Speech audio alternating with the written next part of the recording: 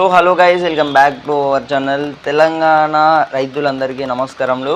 తెలంగాణలో ఉన్న రైతు సోదరులందరూ ఎవరైతే ఎదురు చూడడం జరుగుతుందో రైతు భరోసా ఫండ్స్ ఏవైతే ఉన్నాయో గవర్నమెంట్ అయితే అఫీషియల్ అయితే అనౌన్స్ అయితే చేయడం జరిగింది.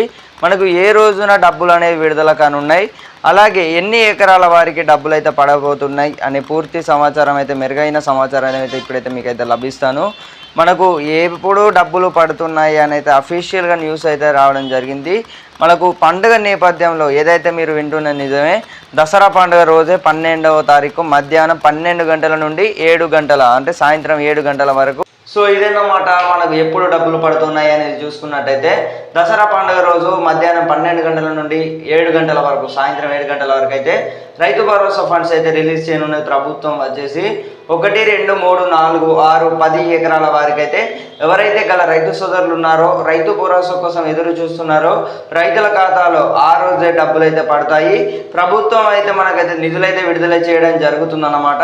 150 కోట్లు తెలంగాణ చీఫ్ మినిస్టర్ రేవంత్ రెడ్డి గారు వచ్చేసి రైతు భరోసా ఫండ్స్ అయితే రిలీజ్ చేయనున్నారు. ఇదైతే అఫీషియల్గా వచ్చిన న్యూస్. మనకు ఏదైతే తెలంగాణ రాష్ట్ర ప్రభుత్వం ఉందో తెలంగాణ రైతులకు గుడ్ న్యూస్ అయితే చెప్పడం జరిగింది.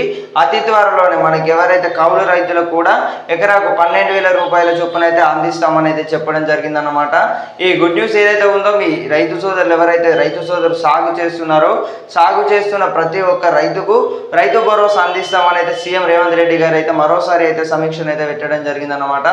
1, 2, 3, 4, 6, 10 ఎకరాల వారికి కూడా డబ్బులు అయితే పడనున్నాయి.